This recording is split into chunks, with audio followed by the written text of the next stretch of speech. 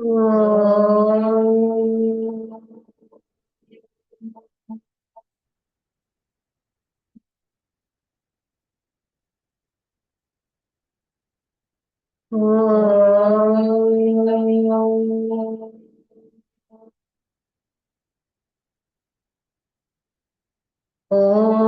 सहना भवतु सहनौ भुनक्तु सह वीर्यं करवावहै तेजस्विनावधीतमस्तु मा विद्विषावहै ॐ शान्ति शान्ति शान्तिः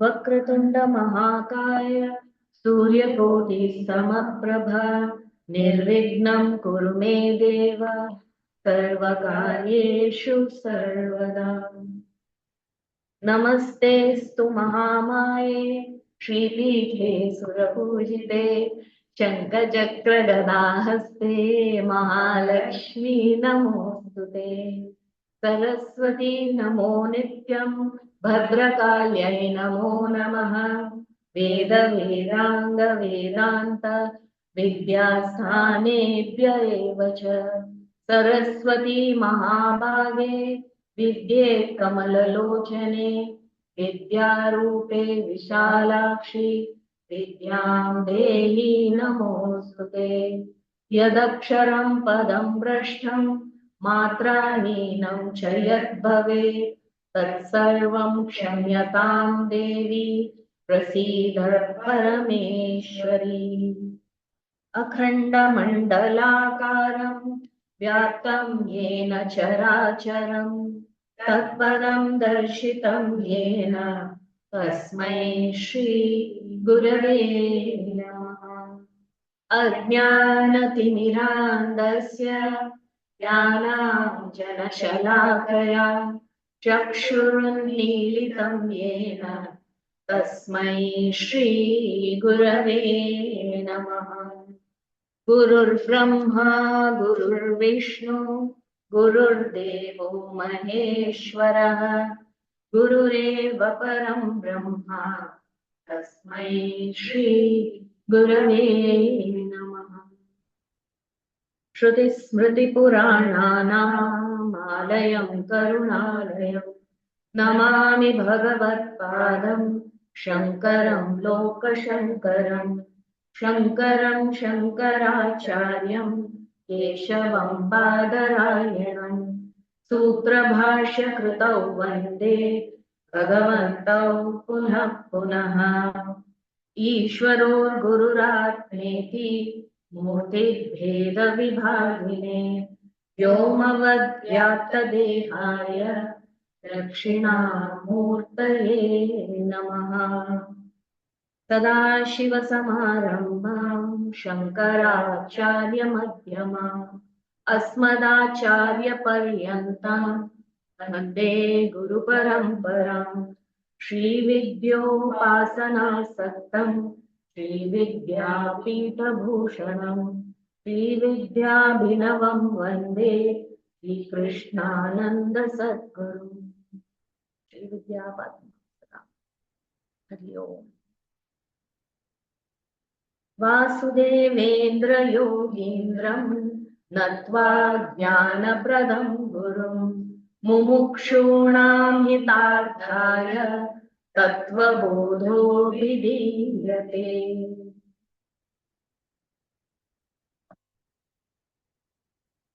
So we saw the 24 factors. Bhagavan explaining the evolution of the 24 factors that make up for the world or the experience of the world. And he says that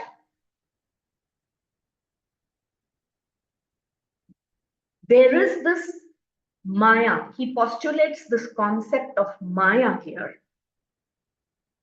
which is dependent on Brahman, on the truth for its existence.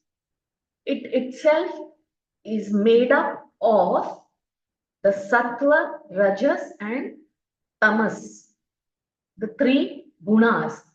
So it is trigunatmika maya asti. How is it? Made up of sattva, rajas, tamo gunatmika maya asti and dependent on Brahman. Brahmashraya sattva, rajas, tamo gunatmika maya asti.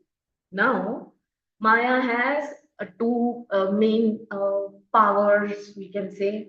The Shakti. What is the Shakti? The three gunas create an avaran, a covering, and this covering veils the truth. And it also has the power to project something else. Typically like a magic show. We say, no, mayatmika hai. This person is Mike when he tries to hide the truth and project something. So it is like this. We are watching the screen, white screen, when we go for a movie. And this movie is projected on the screen. It is already happening in the, it's already projected from behind actually, where we are sitting. The film is shot already and it is being projected as though it is happening now. And we are saying, oh, now this is happening. Now next, what will happen? We are waiting. Whereas it is actually already happening. And at the same time, we are watching this on the screen, isn't it? So it is dependent on that. This way, there is the screen then at that point of time is hidden completely. Actually, the white screen is there. It is there before the movie, while the movie is going on, after the movie also it is there. And this white screen, whether you show a movie, what is that, let's say Titanic. There is an iceberg and there is this ocean and that entire ship is sinking. You go and touch the white screen after the movie, it is dry, it's not wet, it's not become wet because of the movie. Or you are showing some fire, jungle fire and everything, people escaping, earthquake, war is happening, bloodshed. Has anything touched the white screen? Nothing at all. And at that time, throughout when the movie, and we are totally involved in the movie, the white screen is there, but the white screen is hidden. Something else is projected there and we are caught up with what is the projection. Nobody pays attention to the white screen. After the movie is over, we say, movie was good, movie was bad, all about the movie. The white screen still remains untouched by whatever. So something similar to this is in consciousness how Maya plays. This movie is dependent on that white screen. It can't be just played in the air. Nobody will be able to see it. It can play, it can have the leela, the maja of the movie can happen only on the white screen. It's completely dependent on that. If the white screen is all spoiled or bad, you cannot have a proper image of the Maya. So it has to be clean. It is usually clean and this projection happens. So this is the Maya Shakti. Bhagavan says, with my own Maya Shakti, I incarnate from time to time. And when yada yada hi dharmasya glanirabhavati, I do manifest. And that is with my own power. Okay, so this power, this Shakti is of two, it has two special powers. One is wielding the truth and then projecting. Avarana and Vikshepa Shakti. Now, from this Maya Shakti are these 5 tanmatras, or what we will call the Pancha Mahabhutas. Pancha Mahabhutas, which are very subtle. They need to manifest. In fact, to know space, to know air, you must feel the effect in a grossified way. Then only you will know that yes, there is something, isn't it? How do you know that air exists? Because your skin, it comes against your skin, and you are able to, there is an organ which tells you, there is a faculty, isn't it, of touch, that of sense of touch. Then you understand, oh, there is a breeze blow, right? So only when it is grossified do you even know it. Otherwise, you don't know it. So there are these tanmatras, akasha, vayu, agni, fire comes from it. From that is water, and then the grossest of all being earth. These five tanmatras are there, pancha mahabhutas, and from the sattvic, sattva, rajas, and guna all the time are there, right? But from the sattvic aspect, we saw of the five elements are the sense organs of perception, which is what we can call as bahishka karana, because it is external. Through the eyes we get to see what is in the world, through the ears we hear. So this five sense organs of perception, as well as antakarana, which is the mind, intellect, ego, is born out of the sattvic aspect of these five that we have seen, and the presiding deities also we did see. The total sattvic aspect of all five elements, the inner instrument of mind, intellect, ego, and memory are formed. And we saw the nature of all of this. Presiding deity of mind is moon, of the intellect is Brahma, of the ego is Rudra, and of memory is Vasudeva. So till here we have seen how this is a theory of creation that is put forth. So this is what we see outside of us. Now we go on to the evolution of the rajas, rajasic aspect. So here he says, Indriyam Sambhuta, Vayo Rajasamshat, Panindriyam Sambhuta, Vanne Rajasamshat, Padendriyam Sambhutam, Jalasya Rajasamshat, Upastendriyam Sambhutam, Prithivya Rajasamshat, Budendriyam Sambhutam, Etesham Samashti Rajasamshat, Pancha Pranaha Sambhutaha. So we will see what he says here. Among the five elements, we saw from the sattvic aspect of space, air, fire, water, and earth, the organs of perception is formed. Now, from the rajasic aspect of the same space, air, fire, water, and earth, what is formed? Let us see.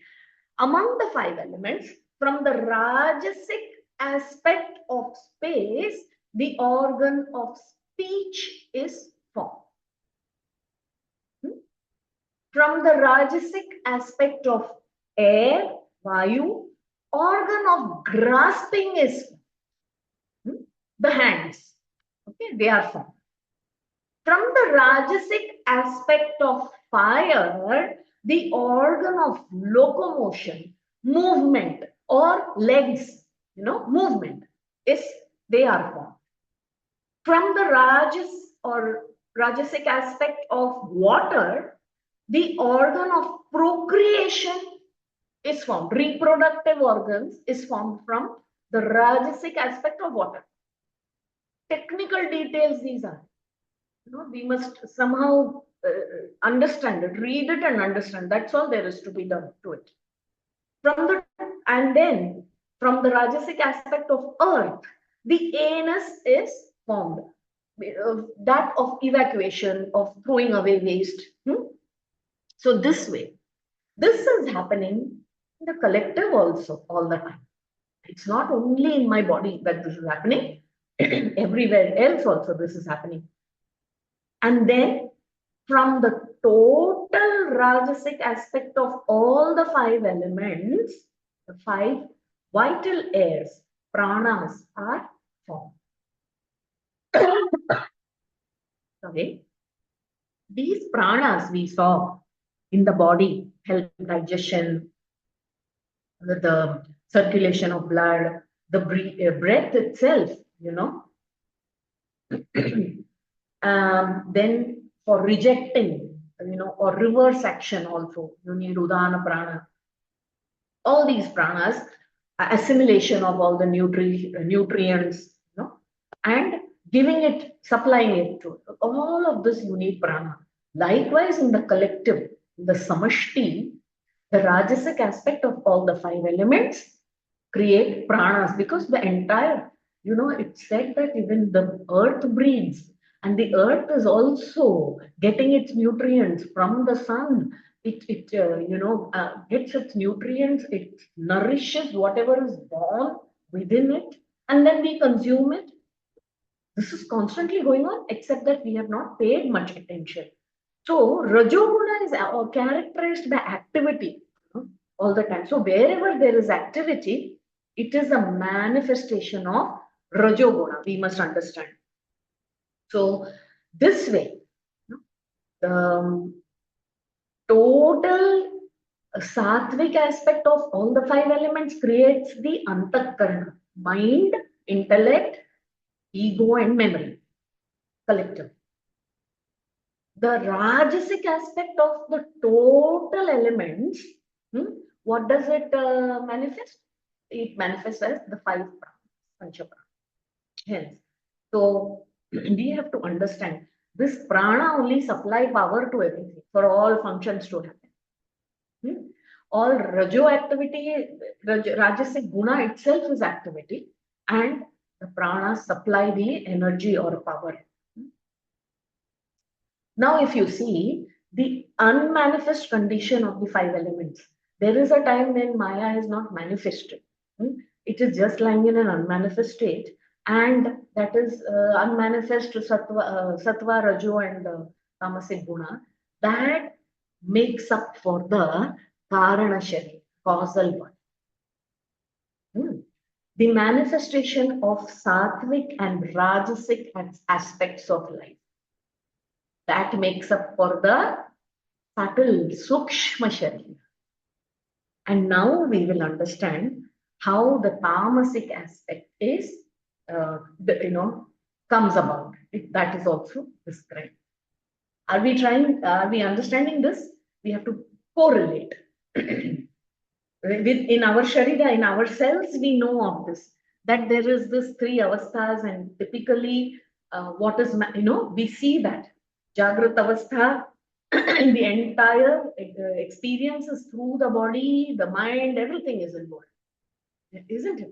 So we have these three shariras: Sthula Sharira, Sukshma Sharira, and Karana Sharira. The Sukshma Sharira is that which is not seen.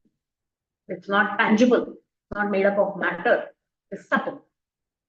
That comes from the sattvic aspect of all the five elements.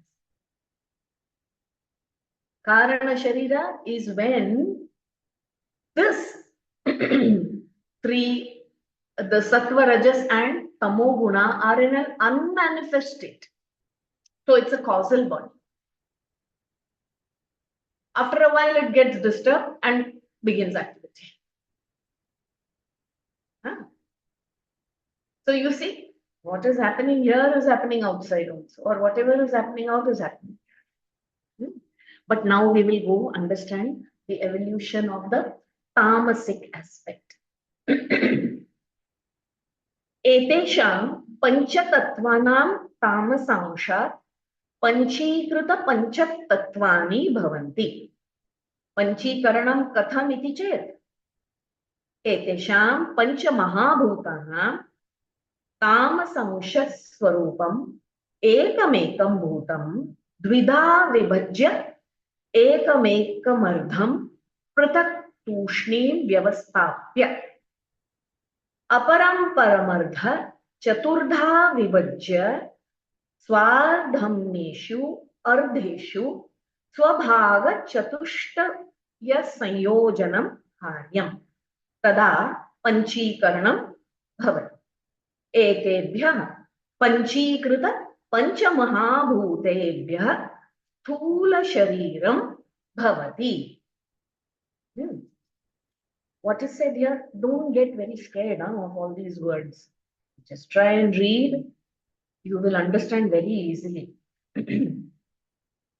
Of these 5 elements, the 5 Panchamahabhutas, of the tamasic aspect of all these 5. Now we are coming to the tamasic aspect. Tamo guna itself means inertia. Inertia, what we say, no activity, dullness. Just, so this, from the tamasic aspect only, you will see that all these elements are grossified. Okay, and there is this panchikaranam, the grossification, it happens. Now, how it happens, if asked, then it is like this. Each of these elements divides in itself into 2. Ardha.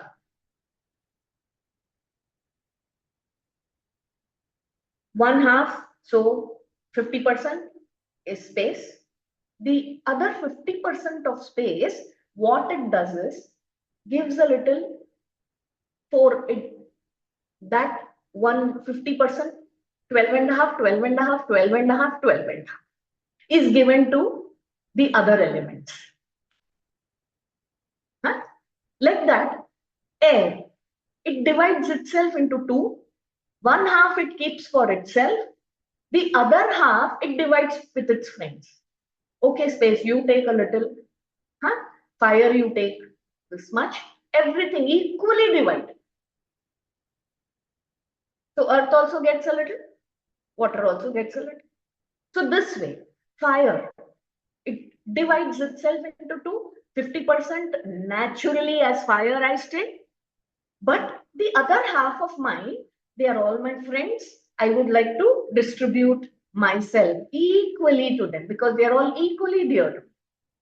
So 12.5% goes to space, 12.5% goes to air, 12.5% goes to water and earth. And fire remains as fire, 50% of it remains. Like this, each and every element cuts itself into 2. The other half, it distributes equally to the other elements. Okay? So it is like, our Acharya would say, when we go to picnic and all, we say, let us all bring food, we will, So, hey, what are you bringing? Oh, you bring puris. Then I will bring something chole, and you bring the pulao, you bring the papad. Then someone says, no, I will bring the sweet. We need a sweet also. Laddus I will bring. Then what do? You go there and you're keeping everything in one plate is there. You start distributing. You have so many chapatis. Okay. You are giving equally. So this way distributed, you will see in creation, whatever is grossified, it has every other element in it in different proportions. But everything is there. If it is grossified, it's there. All of it is. When it's grossified, we mean it is tangible, it is visible, everything. And in that you will find that majorly there will be something, but the others are equally there. It may not express itself, but it is there.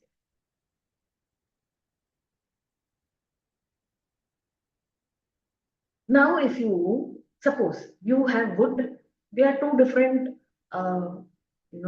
types of things. One is liquid, one is solid. You add fire to wood, suppose. Then what happens? It starts burning. When it burns, it shows light because flames are seen, and then it gives out heat also. The heat and the light aspect of fire is exposed. Now you keep water to boil. You add fire.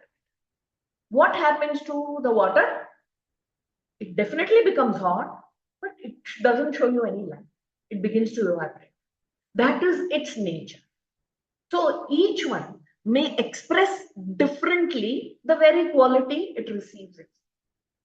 This is how the entire creation comes about, especially Panchikaranam, the grossification. Panchikaranam is grossification. So the tamasic aspect of each of the 5 elements divides itself into 2 equal parts. One half of each remains intact. The other half of each gets divided into 4 equal parts. Then to the intact half of one element, 1/8 portion from each of the other 4 elements gets joined. Then Panchikarana is complete. From these 5 grossified elements, the gross body is formed. Sthula Sharira is formed this way. So whatever you see in nature, which is visible, may be created by nature, Ishvara Srishti, or by the Jeeva Srishti. We have created, we cut wood and made a table of it. Even the table is a Sthula Sharira. So it is made up because it is grossy. So anything known and felt this way. So Tamoguna characterized by inertia, that which cannot know itself and it cannot illumine another. This is required for covering the truth actually. Are you understanding this Maya? Play of Maya is beautiful. So the Tamoguna plays a big role here in creation. The tamasic aspect goes through all of this grossification, and the gross elements has qualities of all the others. Permutation, combination of these forms only create this gross body. The gross body cannot function because it is basically made up of tamoguna, which means it is inertia, which is also ignorance. It doesn't know itself, it doesn't illumine itself, nor can it illumine another. Therefore, it is dependent on the subtle body for its functioning. Sthula Sharira is dependent on the subtle body. When the Sukshma Sharira leaves the Sthula Sharira, the Sthula Sharira simply disintegrates, it cannot function anymore and goes back to the 5 gross. Now, all gross bodies have the same gross elements, isn't it? Can one gross body claim to be superior to another? This is important. All differences at the gross level are superficial, isn't it? We must drill this into our heads, because when we see gross bodies in nature, all the birds, all the trees, all the flowers, wow, so beautiful. This tree is so beautiful. Oh, look at the green of that. So many green colors you see. This is so beautiful. That is so nice. We have no problem with each one being different from the other. Somehow, that is not our problem. Where is the problem? Human beings. We meet another human being, Tula Sharira, huh? You know that, the people of that skin color, they are, oh, I see. People usually belonging to that caste look that way. See the discrimination? Huh? Very superficial. If this is understood, all conflicts due to caste, creed, color, sex also, gender also comes here. Everything would end. Isn't it? See, it is important to read these. This is not only technical knowledge, but if we really do mananam on this, we will understand so many things will open up. So Sukshma Sharira, how is it created? Because of the Sattva Guna of all the elements. It contains mind, Here, Bhagavan has not said your mind or my mind. Thoughts are there. Then what I have done, I have assumed some thought to be mine. And I'm suffering that. So if it's a negative thought, I keep telling myself, be positive. And I'm imagining all this. Thoughts are there, intellect is there. It's there everywhere. We must be able to, because this is important. Now, we know individually we saw for the Jiva, Stula Sharira, Sukshma Sharira, Karana Sharira, he constantly identifying himself with the soul. And he goes through the three experiences. After speaking of the microcosm, Bhagavan has spoken of the macro, the world. This part cannot be different from the whole, isn't it? The wave in the ocean is not different from the ocean. Suppose you have gold and a lot of gold ornaments are made from that gold. A bangle is made, a chain is made, earrings are made, a ring is made. Each of it has its own function. You wear it differently, you style it differently. But all of it, the bangle is the name and form given to the gold. The chain is a name and form given to the gold. So this gold is the one, Ashrit, Brahmashraya, on which all the other jewels have been. So gold ornaments are dependent on gold. Likewise, we must understand that this part is never separate from the whole. This relationship, evam pinda brahmanda yoraikyam sambhutam. Thus he says there is an identity between pinda, which is microcosm, and brahmanda, which is the macrocosm. The individual gross body, pindanda, is part of the total gross brahmanda. It is not different or separate from it. The individual mind is part of the total mind. Individual gross body is part of the total gross.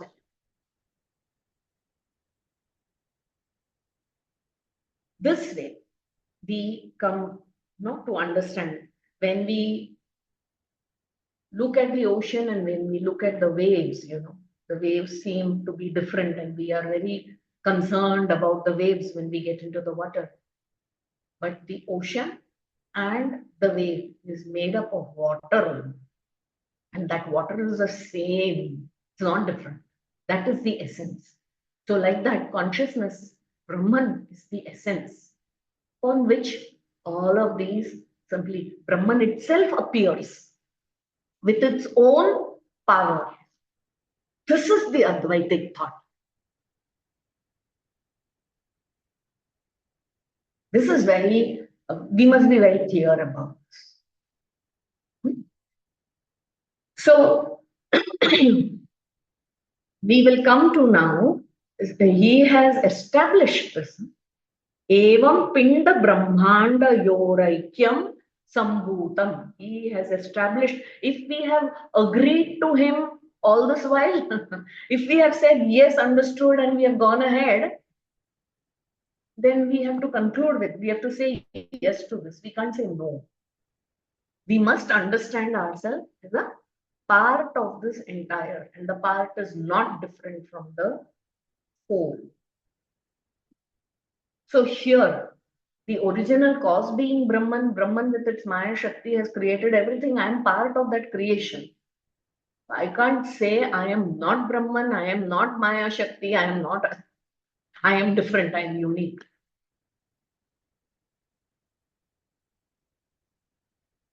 This is very crucial here. We have reached a very crucial point. So now he explains about Jiva and Ishvara. Further to expound more clearly this Advaitic. Sthula Sharirabhimani Jeevanamakam Brahma Pratibimbam Bhavati. Sa eva Jeeva Prakrutya Swasmad Ishvaram Bhinnatvena Jana.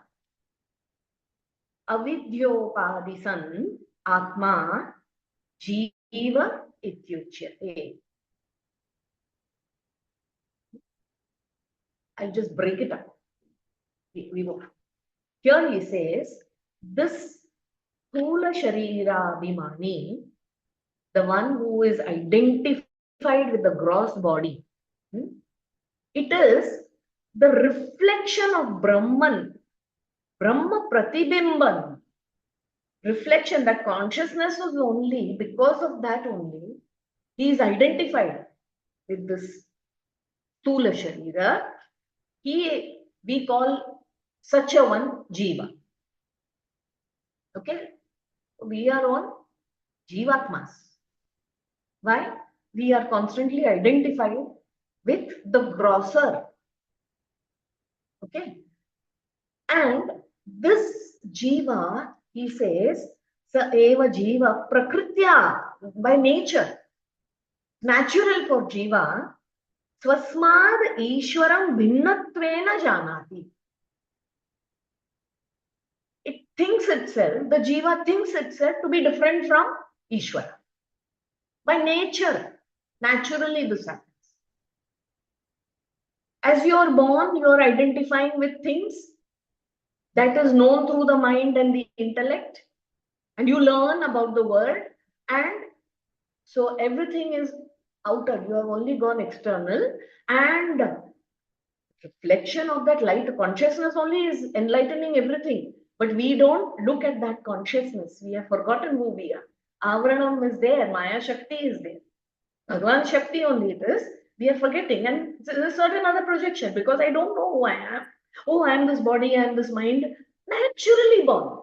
Nobody teaches. Nobody goes to school to learn about ego, isn't it? We go to satsang to understand that there is no ego. We don't have to go to school to learn ego. Naturally. Sahajam. Sahajam, everybody has an ego. Even small beings, animals, they have that sense of protecting their body.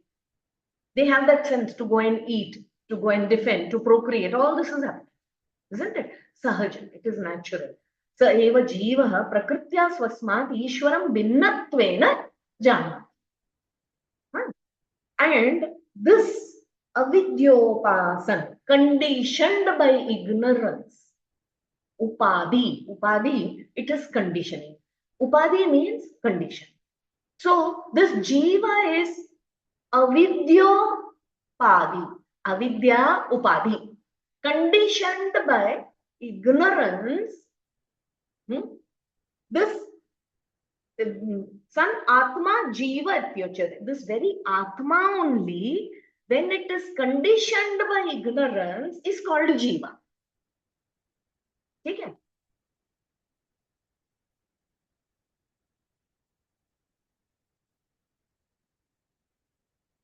Sahajam, it happens. Atman only is manifesting. Atman only exists there. But somewhere that twist happens in nature because of his own Shakti. Not knowing Avarana Shakti is there, some other projection happens, and okay, the twist has happened. This is the knot, they say, Hridaya Granthi. That knot has to be, and you just have to untie. That's all. There is nothing else. And then you realize, oh, okay, this is Sajam. What is that? Huh? So here he says, this Atma, which is conditioned by avidya, avidyopadisan, Atma, Jiva, iti, uchyate. It is known or called as Jiva. Okay. Now we will read. Mayopadisan Ishvara ityuchyate. This Ishvara, okay. Ishvara's upadhi is Maya. So this Atma only Okay. Which is Upadhi. Jiva's Upadhi is avidya. Ishvara's Upadhi is Maya. We will see how it is Upadhi.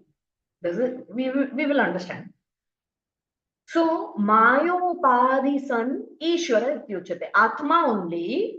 Atma, which is conditioned by avidya, is called Jiva. This Atma only, conditioned by Maya, is called Ishvara. That is why you have this Jivatma and Paramatma. What is Atma only?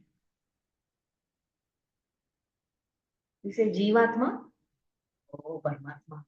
And Jiva, no. In my avidya, I will say, oh Paramatma.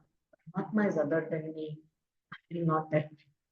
We have to come to that because he will explain exactly why. He said, we are part of the whole. If we are part of the whole, the way the entire thing has been created, we are part of it. We also have the same thing. We cannot be different from it. How everything has come from the Panchamahabhutas, how everything is Trigunatmika, and that power itself, Maya Shakti, has this to cover something and to project something. In that, what happens? This reflection of consciousness only, it twists. And in this twist, ये कहानी में twist ये है. हाँ, because it doesn't know now. Avaranam हो गया है of its true self. Gurudev would say, non-apprehension of your true self, misapprehension. So you think you are this body, mind, or this, and then you are carrying on your transaction and you are suffering. And the one who is seeking a break from all this, who has done enough mananam on life experiences, where am I going, where have I come from, such a person will get this answer. One who is looking at this will get the answer, not for the other. So, evam upadhi vedat. So, what is Bhagavan Shankara saying here? Evam upadhi vedat Jiveshwar वेद दृष्टि यावत् पर्यंतम तिष्ठति तावत् पर्यंतम जन्म मरणादि रूप संसारो न निवर्तते तस्मात् कारणात् न जीवेश्वरयोर भेद बुद्धि स्वीकार्य. What is he saying? This, so long as the notion that the Jiva and Ishvara remain different, and they are different because of, we say, the conditioning.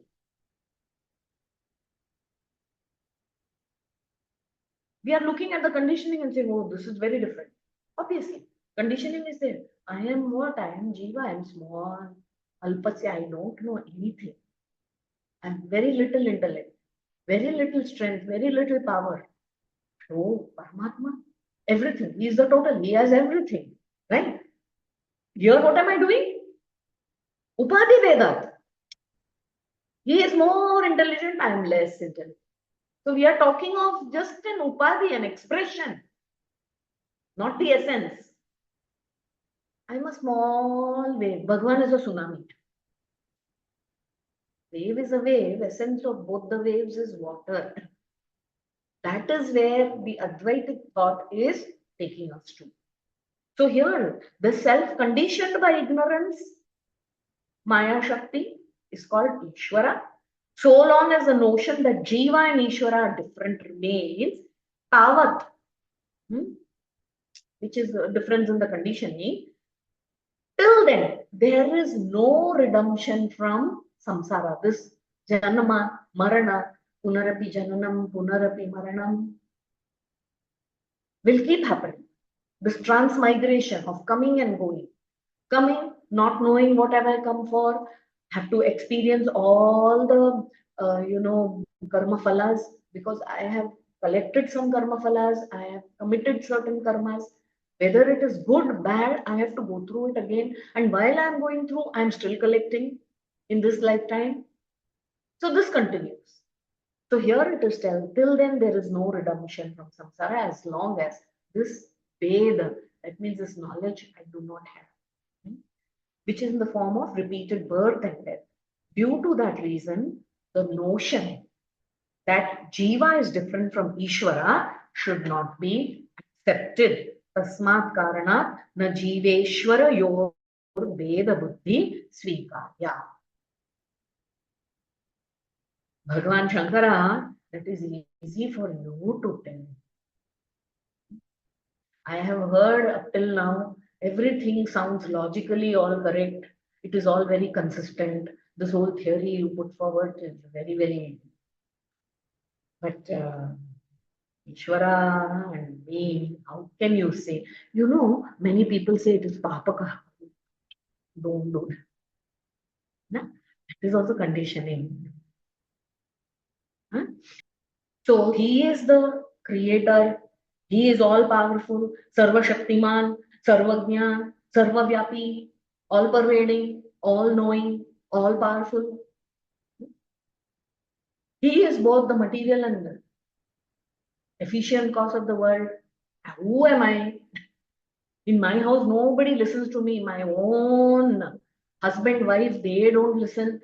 Children don't listen. My parents don't listen. No power only I have. I have to listen to everybody. I have to dance according to their tune. What way are you saying we are one? So this is, Ishvara does not get overpowered by Maya. Maya is a Shakti. That is conditioning. That is a condition he has. He can create. With this Shakti, he can create. And how are we? We are ignorant of the fact that we are in essence the same. So then what happens? That is why he is called Mayapati. We are caught up in Maya. We are totally bound by Maya. So I heard this lovely story yesterday, which I want to share. So this lady said, if we recognize this and we understand this, what do we do? Suppose we want to meet a very rich man, a very influential, powerful man. He lives in a big mansion, no? And there is security and everything there. You can't just get in. You can't simply enter. And there is a guard dog also, ferocious.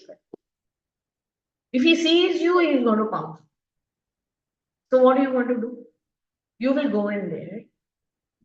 You will say, let me become friends with that dog. Let me give him biscuits. Make him. So he is growling as it is when he sees. When you have tried to become friendly, he may accept or may not accept the biscuits.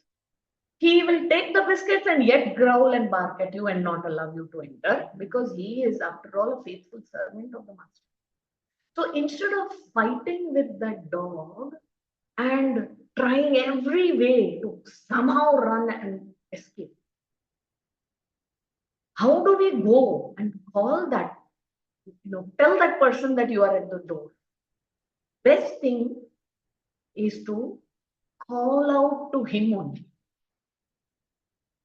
Hey master, here I am. Please let me in. Then the master comes out. Once the master comes out, where is the dog going to growl? He knows the dog is going to keep quiet. No? So instead of fighting Maya, let us call the Mayapati only directly. Hey Ishvara, take care of this Maya. I am bewildered. I am confused. I can't understand how to cross this samsara which is created by Maya Shakti, your own Shakti. you please withdraw that Shakti and let me have a darshan of you. Let me connect one. Let me become one. If this is our prayer, then it doesn't matter. Hmm. The same Atma which is wielding that power will allow us, because other than that Atman, there is nothing. Whether it is in God or whether it is within me. For all of this Karana Sharira, Stula Sharira, Sukshma Sharira to exist, it is Brahma Shrita.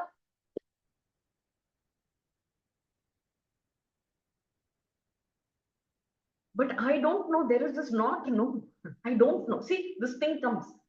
I don't know I am self. So Bhagavan says, this notion that you are different, give that.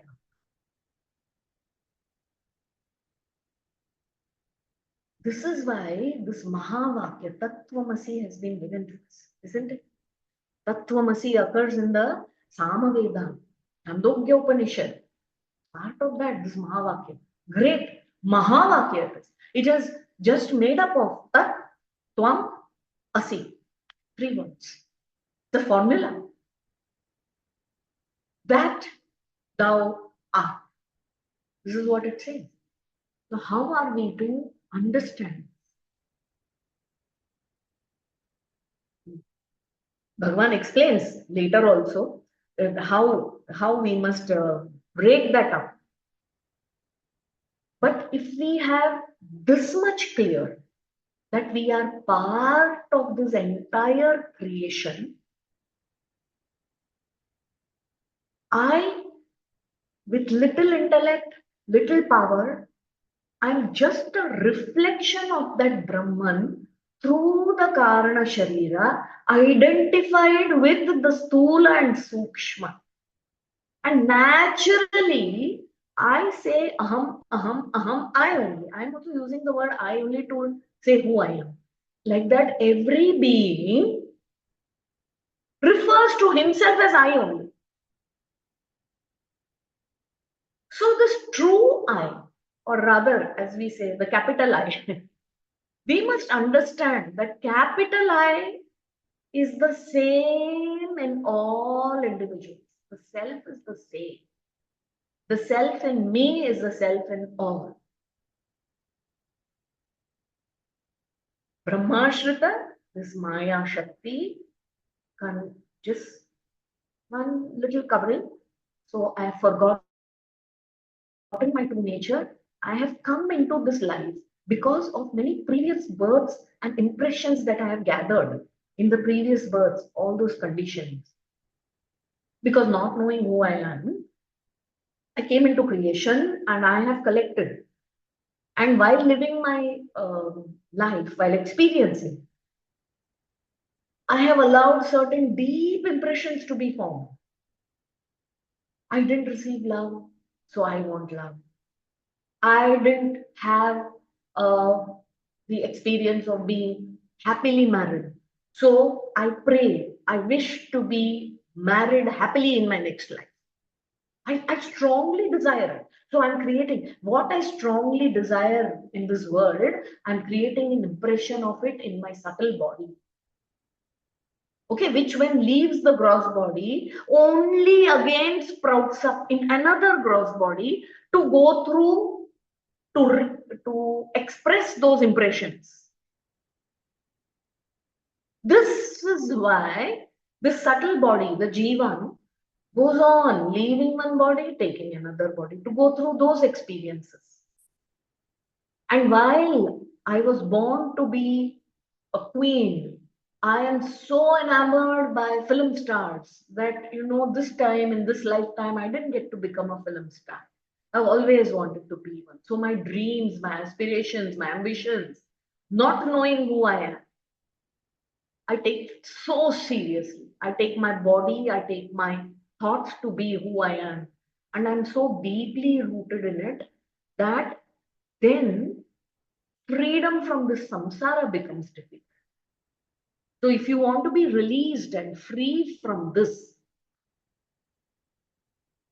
We must, as Bhagavan Ramana says, give up these adjectives that describe who you are first. Visheshanam.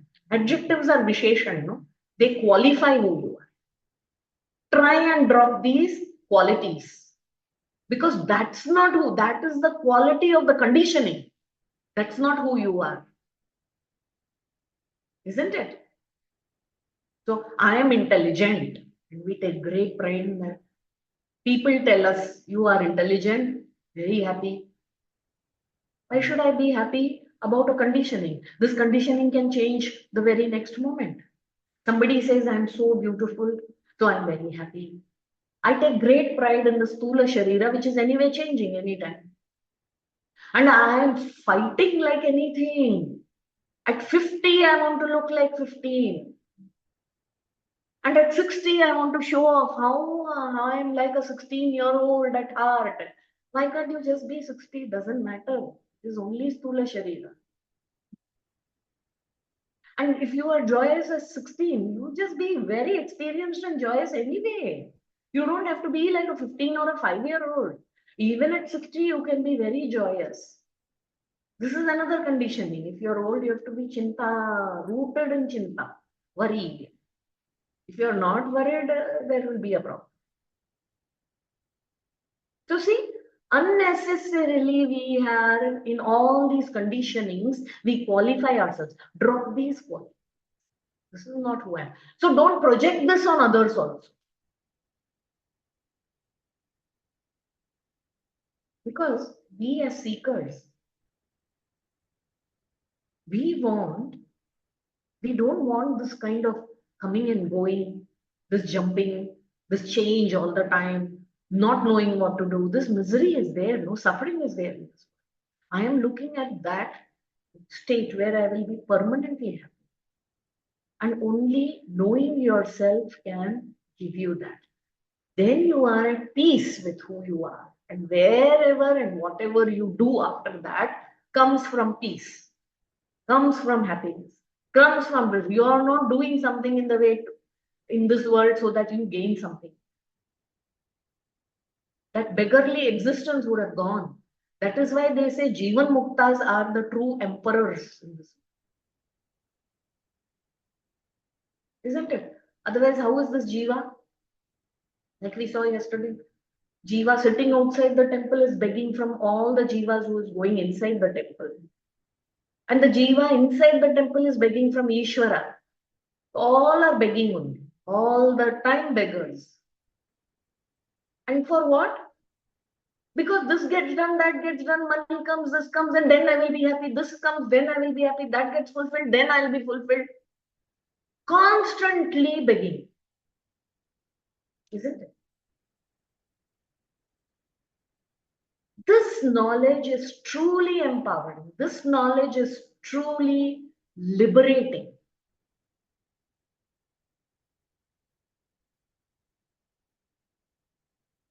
So once we are in sync with Ishvara, the reflection of that consciousness, when we forget everything else, we are rooted, like Arjuna took Bhagavan as Sarathi.